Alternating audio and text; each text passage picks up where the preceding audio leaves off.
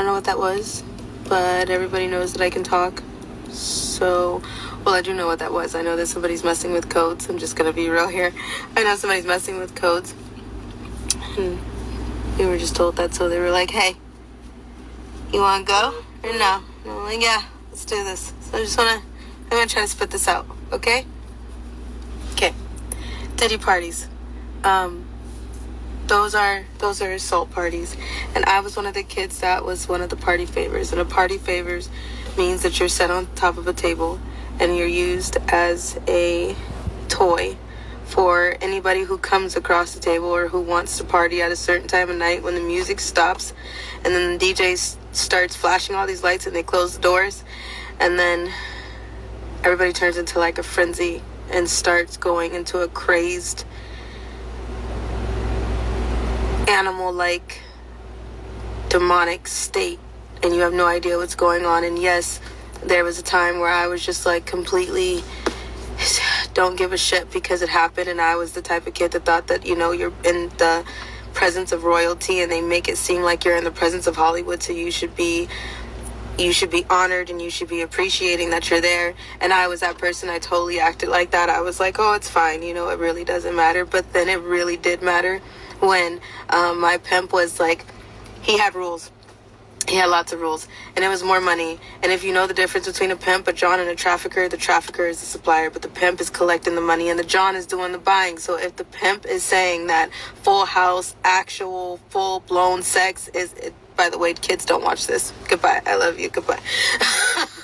If you found my stuff, get off right now. This is the moment where I'm telling you I'm angry. I forgot to put that reminder in the beginning. Okay, cool. Goodbye. What was I saying? Full sex. Full house sex. Thank you. If the pimp paid for, if there's rules to full house sex, and there's rules to anal, and there's rules to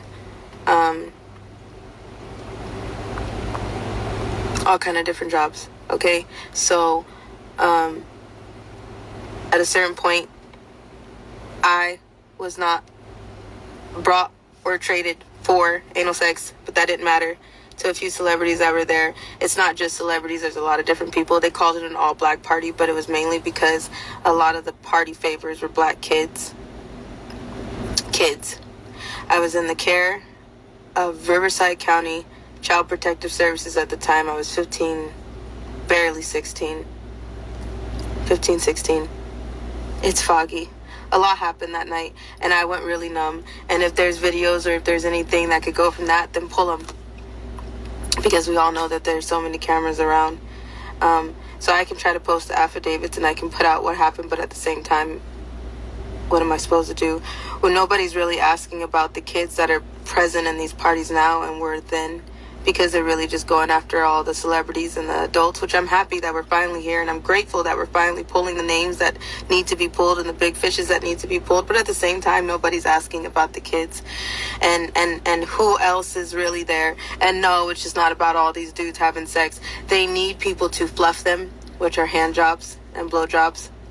And those are the kids and the people on the party favors desk. And then on top of that, there's this big ass wheel, and they make it like a carnival thing, and they literally strap you to a wheel and spin it. And then after a certain time, there's sex with animals. And then after a certain time, you have no idea what's happening because you're numb. And if you throw up like I did, then your face is going to be rubbed in and you're going to have to eat it. And then people look at that as a sick fetish too. Blood is a fetish. Throw up is a fetish. Shit is a fetish. So,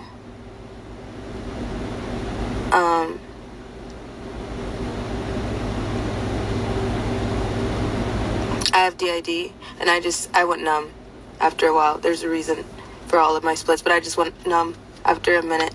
And there's times where I just checked out. You can check out for a few hours while somebody is messing with you. It exists, because if you start fighting them back, then you're gonna suffocate or it's gonna hurt worse. So well, for me personally, I checked out. That's how I'm still sitting here.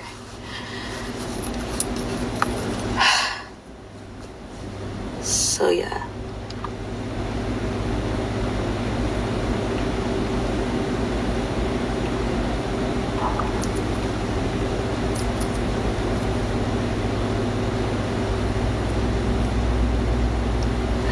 that's not the only thing. Because after so many hours of dealing with people, not even dealing with people assaulting you, after so many hours of that, then if you're still okay, then they just make you go to another job like I did. So, then you're just transported through the tunnels.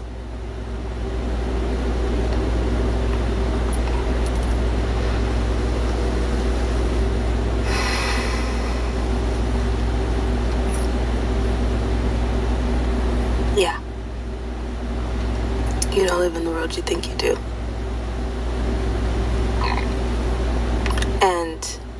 And there are videos, and there is, I'm sure there's so much of this, and everybody is seeing slowly it come out, but nobody's talking about the kids.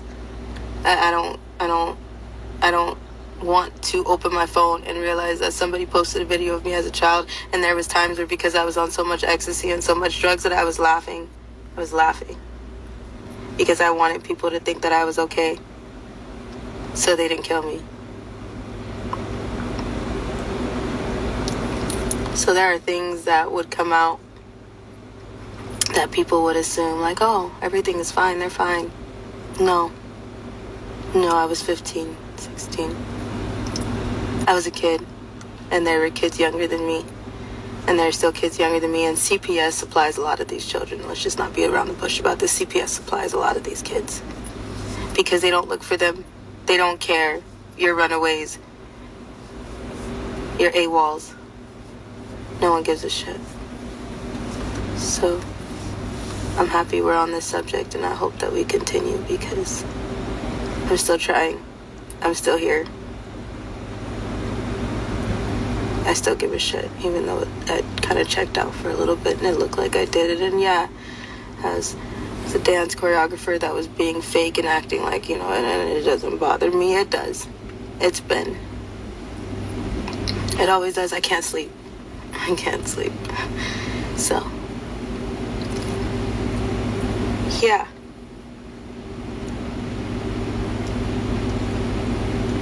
You'll never, I don't want to be anybody's puppet anymore.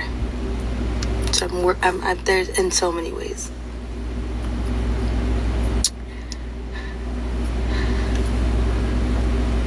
So yeah. Yep. Yeah.